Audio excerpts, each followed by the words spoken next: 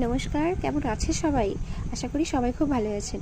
পূজাস ব্লগে একটি নতুন ভিডিওর সাথে আপনাদের সবাইকে জানাই স্বাগত। তো গিয়েছিলাম শিলিগুড়িতে।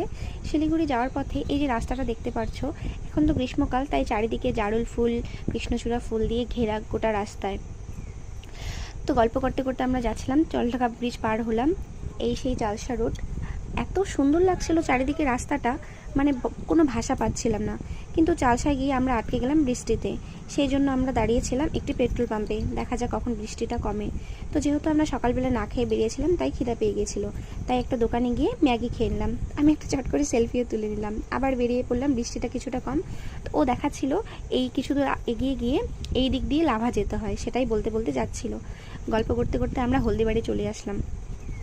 সেই যেই কি সেই দেখো, আবার সেই জারুল ফুলে ঘেরা চারিদিকে রাস্তা। উফ, বেশ গল্প করতে করতে আবার আমরা চলে আসলাম প্রায় সেবক রোডের কাছাকাছি। দেখতে পাচ্ছ